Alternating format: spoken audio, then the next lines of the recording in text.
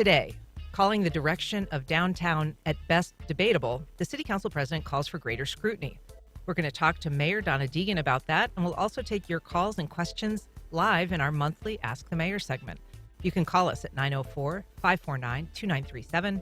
You can also email firstcoastconnect@wjct.org, or you can message us on social media. And you can also watch our live stream on our Facebook page or the First Coast Connect YouTube channel. Mayor Donna Deegan, welcome back. Thank you, Ann. Some big topics to discuss today, but let's start with some congratulations, some felicitations. Your daughter got married this weekend. She did. So unless you're going to ask me about flowers or food or DJs or honeymoon plans or any of those things, I'm not sure I have a thought left in my head. Must be totally overwhelmed and just tired. You know, frankly, this mayor stuff is a whole lot easier than being mother of the bride. So I'm actually, it was a relief to walk back into the office after everything was done, but it was absolutely beautiful. She's a stunning, lovely girl, and everything went to, as she said, beyond her wildest dreams. So that's all a mother of the bride can hope. And now back and trying to lock in. Yeah. Well, the pictures look great. We of course Thank wish you. them a long and happy life together. Thank So, you. all right, let's turn to some tough stuff. Yesterday, the Jacksonville City Council President Ron Salem announced he was creating a special committee on the future of downtown. What do you think sparked this? Look, there's been a lot of discussion, as you've seen, I'm sure. Nate Monroe wrote a big column. Others have certainly remarked about the progress or their perceived lack thereof progress downtown. I understand some of the frustrations, but I would like to remind folks that I've been in office for 10 months. And I have made downtown a priority. And I've said that repeatedly since we came in. We have really embraced some of the challenges that the DIA has faced, and also, have tried to celebrate what successes they have had. But we've put some processes in place to create, what we've called chop projects, and some things that we're trying to move forward more quickly. People are starting to see cranes downtown. We are working hard on those riverfront parks that are starting to develop. The Gateway Jacks complex that's in the core of downtown, because I know that's where most of the focus is why would we not see more in the core of downtown, should break ground in August or September. There's another plan for a grocery store down there. There are so many things that I think are in process. Our two-way street project is underway. That they're already putting in the traffic signals there. That will be completed before the end of the year. You're going to start seeing the road lane changes in June. So all of this is in process, but I understand the frustration. So I do think that it's certainly the prerogative of the city council to take a look at the processes and whether they think they've been efficient. We've been doing the same thing. But I would ask people to recognize that we have come in and immediately put some transparency into place. We have immediately put some process into place to move some of these projects forward more quickly, and I'd love for people to give that a little bit of time, and we'll see how that process goes. But certainly, I understand the concerns from the City Council. Lori Boyer was actually on the program yesterday. She was in talking primarily about the two-way street issue, but she also addressed some of the delays that are baked into the process. Yeah. This is not a new plan. This has been on the books for decades. So we're seeing it. But when we see it on our side, at the application side or the start of a project, it's 2 or 3 or 4 years before the public sees it. So there are delays that exist, but is there a sense, having given your 10-month review, that there is enough in the pipeline that the DIA has approved, is moving forward, that those changes that she says, takes 2 or 3 or 4 years before the public sees it are actually going to start being seen? They must be. And this is one of the discussions that we've had. I think there need to be specific goals set. I think we need to see specific progress. We need to put some things in place where we say we need to be here at this point, and here at this point, and here at this point. So that people can actually see the progress. As you know, we've put together transparency dashboards so that people can see where things are in the city, and we're opening up new fronts on those every single week. So yes, I think there are a couple of projects, the Gateway project being one, and the related project, which we will see a term sheet on, which is the South Bank project of the tower. The related group is one of those groups that just like Brian Mull and the folks that he brings into the process, there are some people who bring others with them. Mm-hmm. And when people see these folks are engaged, they want to engage. So I really do think we are making progress on that front. But I can promise you this, and Lori would be the very first person to tell you this. I am literally, and Melissa is constantly on the phone every day saying, where is this? Where is this? Where is this? Where is this? There's going to be a sincere, and already is a sincere effort to make sure that things are moving forward more quickly. We've got a call from John on the south side. Good morning, John. Go ahead. Well, good morning, Ann, and thank you for taking my call. And good morning, Mayor Deegan. It was great to see you yesterday out at the beach. Good to see you too. Yes, and let me just say, Ann, we got to get you a shirt. And Mayor Deegan, someone's working on a shirt for you. So just look for something in Wow. the coming weeks. Terrifying. Okay. Now you've actually made the big time, Ann. That's how you know. That's the mark of success. What I just wanted to share with you, and I did participate in your infrastructure committees, and one of the big things, in my opinion, why our city is lacking so much, and that is access to our waterways. It is the worst access I think I've ever seen and experienced. And let me just also say too, that the biggest thing, and with Lori Boyer mentioning how it's years in the process, I'll be speaking to a bill, 2024-0325, which is, appropriating $200,000 to study septic tanks. And that's going to be a 2-year study. So just something like that. And let me just say, too, it's not going before waterways. So, when we're doing these different studies and then all of a sudden changing the rules in games, that's what's impeding, Jacksonville to move forward, in my opinion. John, thank you. I'm going to kind of wrap it up there. But yeah, I mean, waterway access is a huge deal in Jacksonville. It traditionally has been really hard to get to the water, on the water. Well, it is a big deal, and it's one of the reasons that we want to make that a point of access in terms of our riverfront parks. I mean, it's important that we create opportunities for people to access those waterways and to activate them. And so I understand that is John's issue, and he is always very, very, very adamant about that issue, and he's right. Yeah. So we do need to do more on that front. I also understand his frustration with another study. I have banned words like study. Enough research, right? Enough already. Let's go. Yeah. We've got a call from Joe in Jacksonville Beach. Good morning, Joe. Go ahead. Good morning. Thank you so much for taking my call, and thank you, Mayor Deegan, for taking my question. As a vegan, availability of fresh fruits and vegetables is very close and near and dear to my heart, but it's sad that in our great city of Jacksonville, we still have food deserts. We still have places where you cannot buy fresh fruits and vegetables at an affordable price.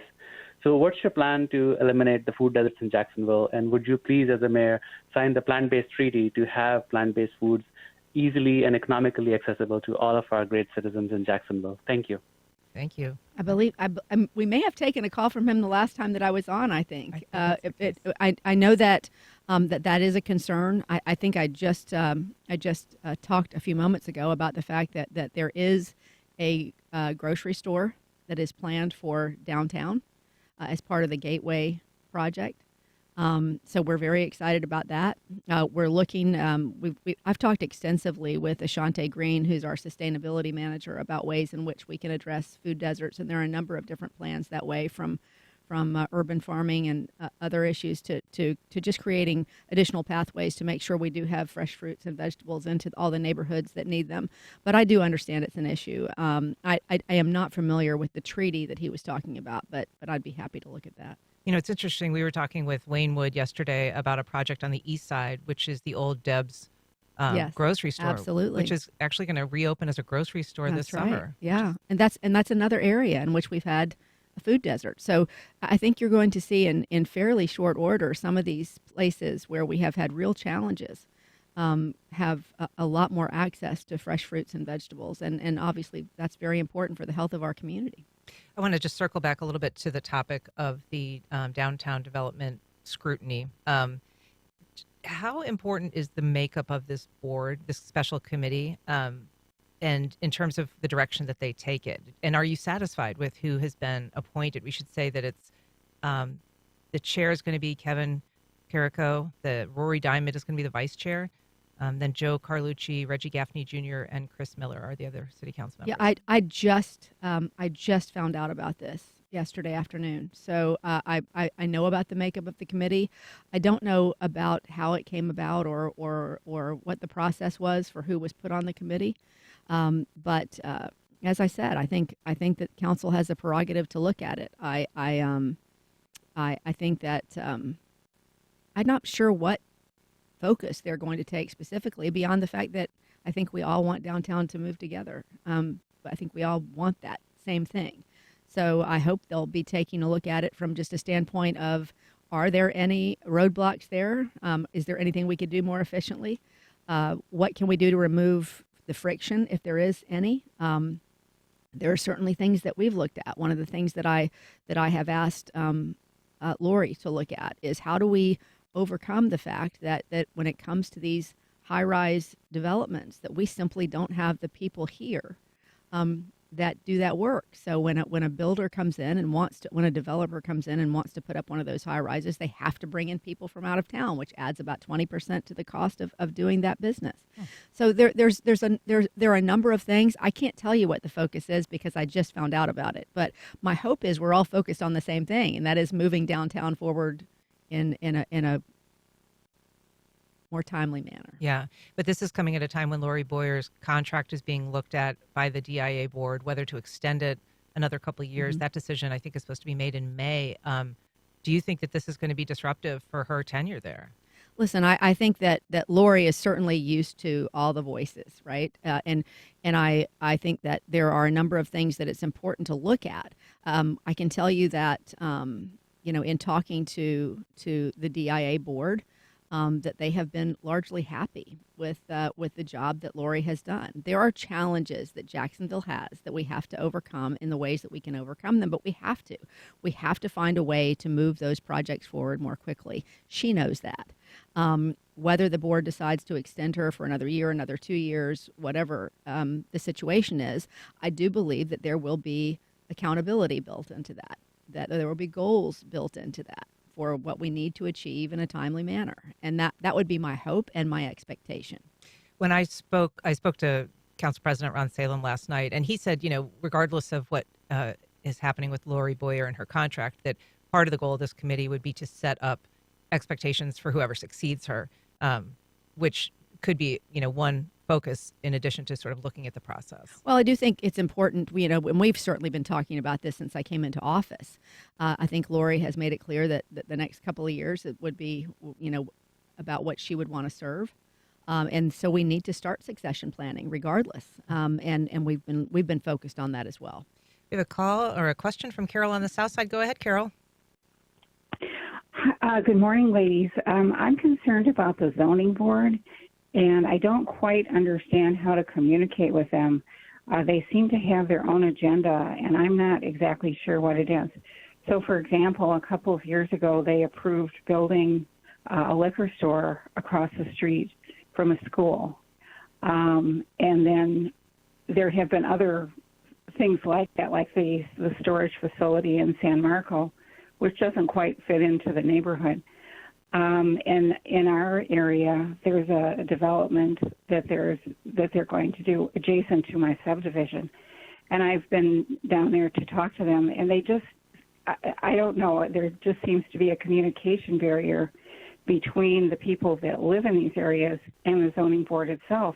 And I don't know how to overcome that communication barrier and communicate with them. It's a good question, Carol. I mean, to be clear, there are a number of agencies that have a role in zoning. You know, there's not exactly a board. City Council has final approval, but it goes through a couple of planning commission. Sure. Who would you suggest somebody reach out to if they're looking at a neighborhood zoning issue that they're not they do not want to like land in their neighborhood? Well, first and foremost, I would say reach out to your city council person. That person is supposed to be charged with listening to you and trying to help you get what you want. So I'd say your district council person and your council person at large. Yeah. And there have been a number of, projects recently that have been approved by council that haven't really been wanted or desired by the communities. I mean, she mentioned the storage unit. The Brentwood liquor store was one that also created a lot of alarm. And also the new city medical examiner's office has been pretty controversial. Yeah. Well, in terms of the liquor store, I think that we bought the liquor store, the city bought the liquor store, and that's going to become a business innovation center, small and emerging business center for the North Side. So we're excited about that, how that one worked out. But certainly she has a good point. I think when there are situations where the overlay and it's not every neighborhood has one of those, right? But if the overlay says one thing, and the community is saying the same thing, it's interesting the way those things can sometimes turn out. So I understand the frustration. We have an email from Jim. He said, in my humble opinion, as a governance expert, the problem is not with the structure of DIA or a focus on downtown. The mayor is right to support that. The problem is with the people. A CEO who did not have expertise in urban development and a compliant board that does what the CEO tells them to do. This is common to other agency boards in Jacksonville. Rarely do the boards do independent thinking or provide adequate oversight. Your thoughts? Well, we have some appointments to that board, which we have been very thoughtful about. I think it is very important for the board to be independent in the way that it actually can evaluate what is going on and how the process is going. I understand that frustration. I do. But I get appointments there.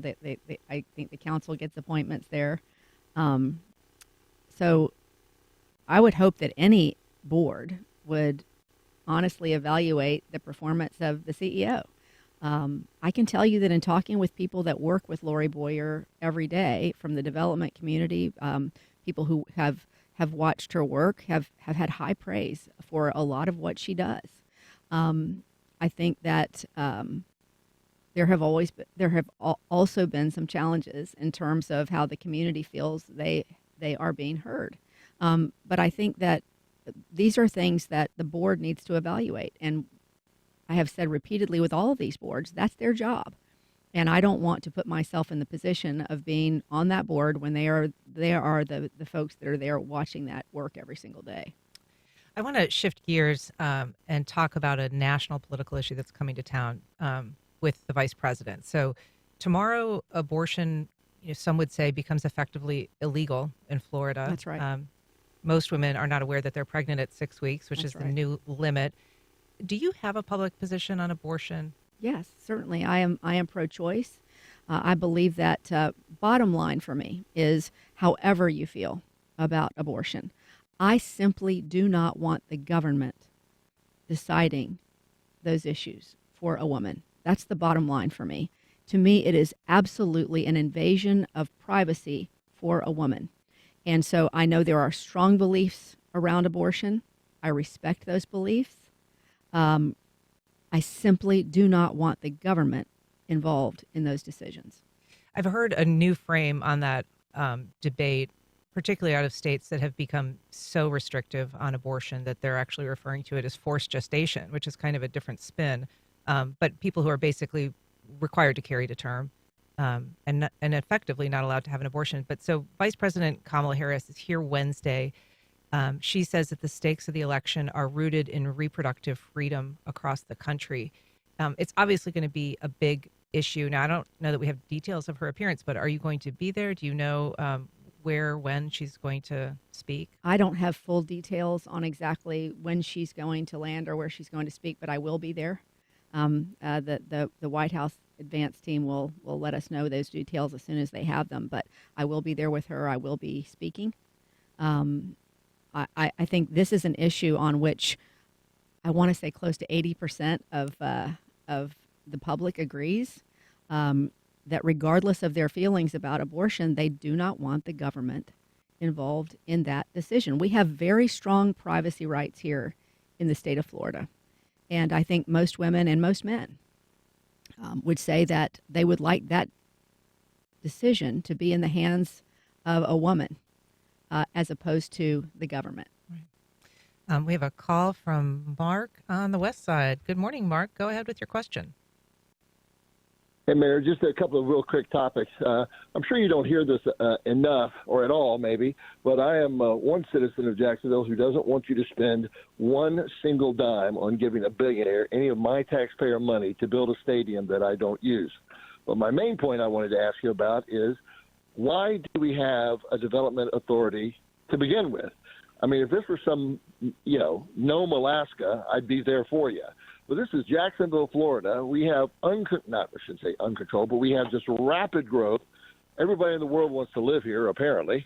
And I just see it throwing good money after bad. I mean, we're developing left and right. I mean, if you want to get an agency that guides some of that, fantastic. But I think we should be charging for growth. I think we should have somebody who comes to us and says, hey, we want to put a building here. We should say that'll cost you $10,000. I think you said something about 80% a little while ago. I think 80% of people around here don't want growth anyway, and yet we're encouraging this in all the wrong way. So, I'd say do away with them or make it more of an oversight committee and leave my money alone. Well, I can just tell you this. I did not create the Downtown Investment Authority.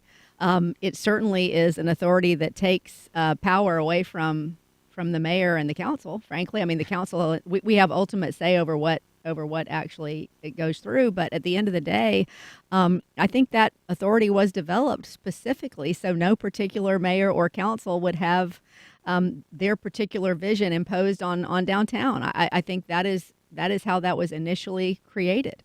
So look, I don't know if it would have been something that I would have created to begin with, but that's where we are. And I personally believe that the development of downtown is incredibly important. And if you are a person who is concerned about growth in Jacksonville, let me tell you where we can afford growth. Let me tell you where growth would be really good for us. That would be infill into our downtown and urban areas. So if you are a person who is concerned about clogging up our roadways or having too many people in all of your neighborhoods, I will tell you that downtown is a place that you should support. And I am absolutely committed to making sure that we have places for people to live, work, and play downtown. I mean, infill has been also part of your resiliency strategy. It's not just an economic thing. You bet. I mean, look, we have learned with our brand new report that we have out, this 2050 plan for resilience. We have learned that if we continue with the growth patterns that we have right now in our city, that we are going to have thousands and thousands of people who are in a place where they're really going to have a tough time living. They're going to be in a floodplain. Their houses are going to be underwater. And so we have to drive people and growth to the places where the development makes the most sense resiliency-wise and for our economic development. And downtown is a prime place for that. If you're just joining us, we are speaking with Mayor Donna Deegan in our monthly Ask the Mayor segment. And you can email questions.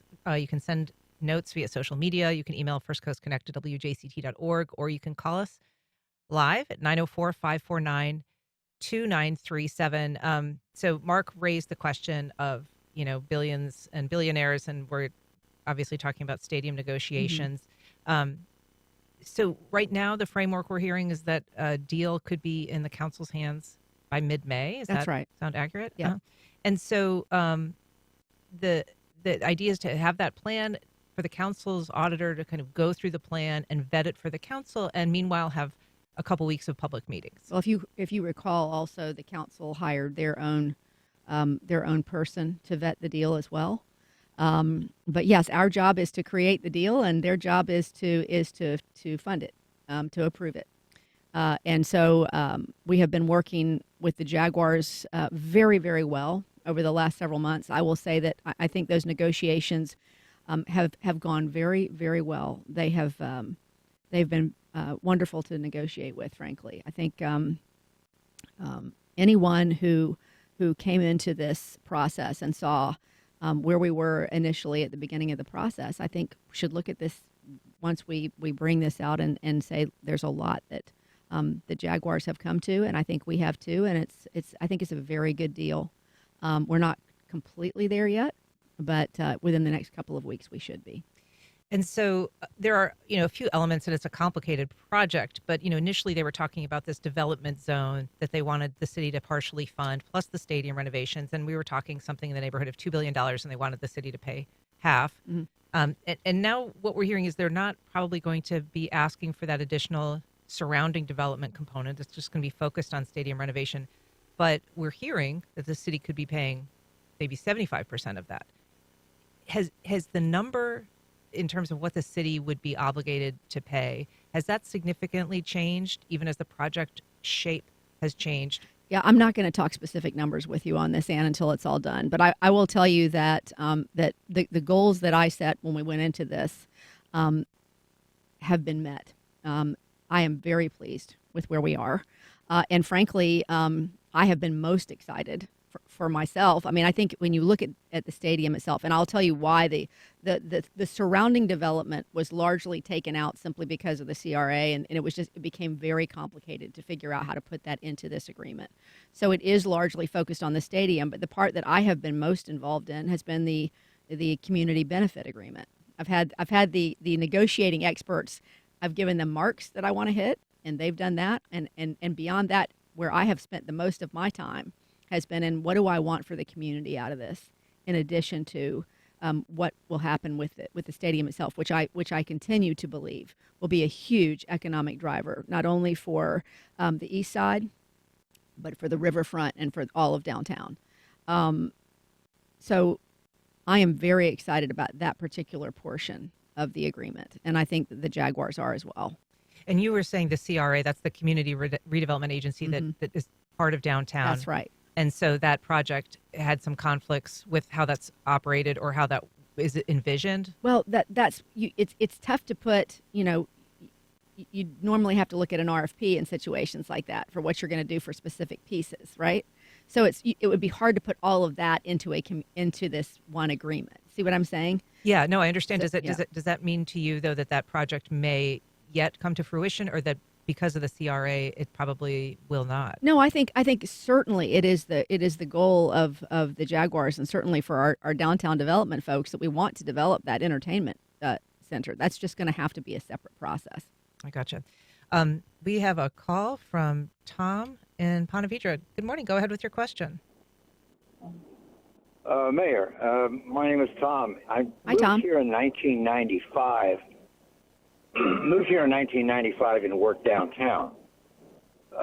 One of the first things I heard on the radio when I moved here was we've got to develop our downtown infrastructure, and we've got to bring people into downtown. That's right. I called the talk show, just as I'm doing now, and suggested, why don't you take a look at what they've done in Cincinnati? They have restaurants on the water. Cincinnati is a river town, just like Jacksonville is a river town. The response I received from the mayor at that time was, that's a good idea. We are aware of that. One of the things you have to do is provide a safe downtown. My wife and I, about 13 years ago, were mugged in broad daylight downtown going to the symphony. That was quite alarming, to say the least. My question to you is, why since 1995 that I've been here, why has nothing concrete ever been done to develop downtown? It's nothing but talk, but no action. Thanks, Tom. Well, Tom, I think you heard when I was running for office, one of the things that I said was that I was frustrated by the pace of development downtown. So, as I said, when I came in, I put several metrics into place. We have brought in a wonderful person into planning, into public works. We have created what I believe will be a transparency dashboard that will allow people to not only see what we're doing in real time, but also that will allow us to be able to, frankly, as people can see, I think there will be additional incentive to make sure those things happen more quickly. We have put several projects on what we have called the chop list that we have accelerated by various means to make them happen. So, as I said, I've been here for 10 months. If you do not see a very different landscape and a whole lot more cranes downtown within the next year, I will allow you to take me to task, but you got to give me a little time. I am doing all the things that I can do. I cannot and am not as I've been reminded occasionally by some folks on the city council, I am not a dictator. So I can't move everything forward by myself. I have to have a willing council who will spend the money and get the things done. But I am in every way that I can. You may trust me on this. And like I said, if you do not see things come to fruition in the next year, you can call me back and say, Mayor, you told me this and things are still sitting where they're sitting. I am hoping you're going to see a whole lot of activity. And I have every confidence that you will be, because we have put things in place to make sure that happens. We've got a call from Eugene on the north side. Good morning, Eugene. Go ahead with your question. Hey, good morning. Congrats, Mayor. Seems like you've been in office a lot longer than 10 months. Is that good or bad? I'm not sure. Well, there's so much activity going on. I mean it in a positive way. Okay, thank you. It's busy. It's busy. My question is, do we currently have a active JSEP program for contractors, minority contractors in particular, in Jacksonville, and is it active? Yes, we absolutely do. Let's explain. It's a Jacksonville Small Business. Small and emerging business is what JSEB is. We have brought in a young man named Gregory Grant, who has just really gone gangbusters to activate our JSEB.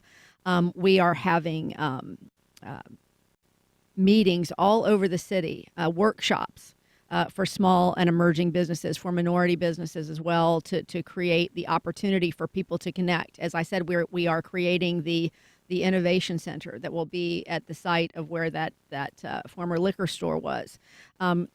Absolutely a very activated and active JSEB. So if you have not had the opportunity to attend one of those workshops, if you have not had the opportunity to connect with Gregory Grant and his department, please do so. There is so much innovation going on there, and that's just one of the places that we are. There will also be an innovation center at the new Phoenix development that's in that neighborhood. So that is a department that I was absolutely laser focused on activating when I came into office, and Greg has done an amazing job of doing that. We've got a call from Joshua in San Marco. Go ahead, Joshua. Hey, good morning, Mayor Deegan. Good morning. I wanted to thank you and also one of your colleagues, Pat McCullough, just on a job well done. I think it was about a year ago. We went to that really amazing inauguration, and I'm proud of you. Thank you so much. I've got 2 daughters. You're welcome. It's just been a pleasure because you want to work with all involved. You want to listen. I gave Pat McCullough a call because I saw some trash piling up somewhere, and Pat McCullough got right back to me. She said, "Where is it?" and gave me a timeline on how to accomplish it. So I just want to say thank you. Well, thank you so much. And could we just end right there? I think that's just perfect. No, thank you. I really appreciate that. Pat is amazing, as is, frankly, I think my entire team. We have a team of very, very motivated, engaged people, and they understand that job one is to bring the community into City Hall. We've been saying that since day one. And so our outreach has been constant, and frankly, they understand that for me, accountability is job one. We have to make sure that people understand what we're doing and why we're doing it, why it takes as long as it's taking, and that's why we put those transparency dashboards into place, which will only get stronger as people use them. So thank you for that. I really appreciate it, and I know Pat and the rest of the team does too. I want to ask you a little bit about money issues because we're seeing that the tax revenue is going to be less than expected. That last year there was a 1.75 billion in revenue for the city, which was up nearly 200 million from the year prior. But this year we're looking at maybe 95 million less. I think that's probably right. So how do you? I mean, first of all, how do you scale back from what we funded this year? How do you approach that? Well, I don't think it's a scaling back. I think it is. I think it's a matter of establishing priorities, which is exactly what we have been doing. We have a lot going on right now. Obviously, we have our police and fire negotiations that are happening, and those folks both deserve and will receive substantial raises. They're asking for about a 17% raise. Is that right? I don't remember the exact number, but I know that we've made great progress in those negotiations, and I'm hopeful that that's going to be coming to fruition soon. But you talk to people around the city, and they talk about how you heard the caller earlier. They want to feel safe. It's important. We've got a very, very large city, 850 square miles, and so it's hard to make sure that everybody feels that they have enough officers in their neighborhood. We hear about speeding and all those things, all the things that people get frustrated about. But so that's a big important thing that we're doing this year. So that's a priority. But I think in terms of just the projects that we're going to fund, I just think it's every year it's the same thing. You move the projects that are the priority to the top. Affordable housing has moved to a very prominent place in what we're going to fund. We've proposed $10 million that will be then connected to public-private money that will raise us another $30 million that will eventually become a $120 million fund over time to fund affordable housing. So a lot of the keys here, Ann, come down to here's what we can do with public money. How can we leverage that to bring in public-private partnerships where we can bring in business and philanthropic partners that will help us to maximize the money? I think that's going to be key for us as we go through this process. We've got a couple of questions on Facebook that are similar in nature. So Jane on Facebook says, please ask the mayor why we don't replicate the successful Houston homeless program with empty office spaces and potential development of the trio, meaning the Laura Street trio. With vision, could we not replicate the successful Houston homeless program model? And then Martha from Facebook saying, if we're closing schools around the city, can some be used for low cost and homeless housing? Good to see Mayor Deegan. Look, we are absolutely looking at every one of those options. There have been a number of cities that have had very successful programs. Houston is one of them. Denver is another one. Reno, Nevada is another one.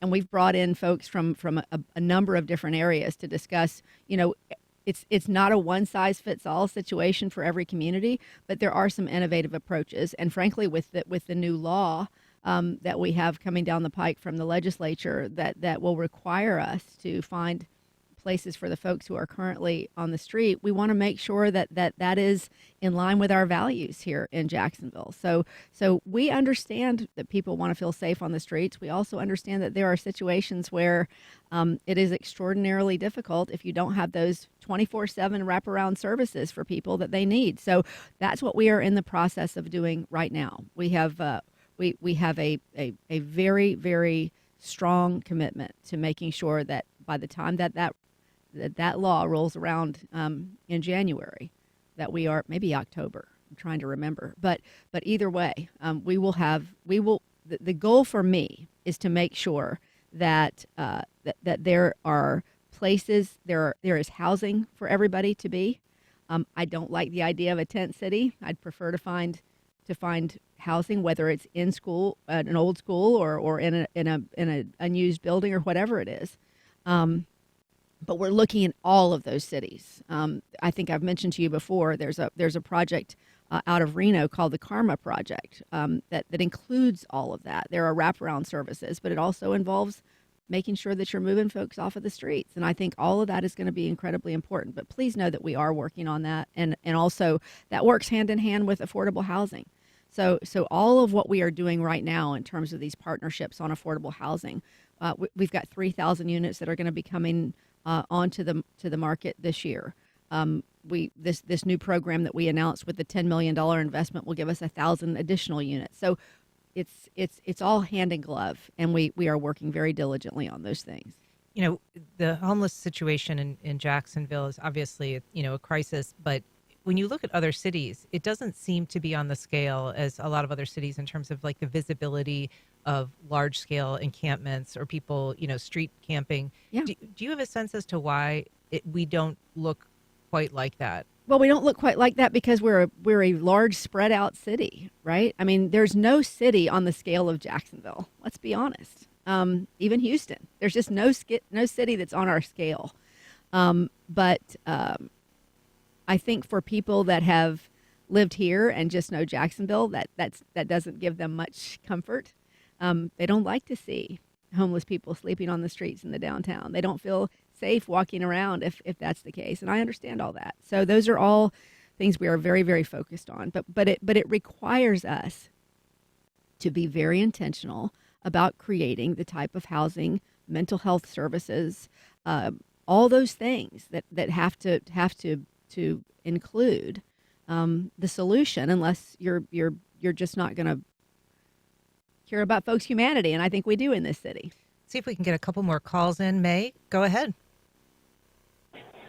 Yeah, let me turn my radio down. Yes, I have a way to do for the city, to help the city. It's called May, you're breaking up on us. People. Sorry. Better? Try again. Yeah, go ahead. The thought is to find people who are driving these legally fixed up cars that make them be very loud. Gotcha. I'm going to put you on hold. So she's wondering about raising money by finding people who drive loud vehicles. I don't know how much money we would raise that way, but I certainly, I'm not a fan of loud vehicles, just like probably everybody else, but I didn't hear much of what she said, to be perfectly honest. One quick call, Ruby, very briefly on the north side. Go ahead. Yes, good morning. I was calling because I think Mayor Deegan is doing an excellent job. I mean, like an excellent job. First of all, I'm just really thankful that we have a female mayor. And Thanks, then Ruby. one of the things that I've begun to realize in the time that she's been in office is, in my opinion, I don't think the city council members work with her the way that they could.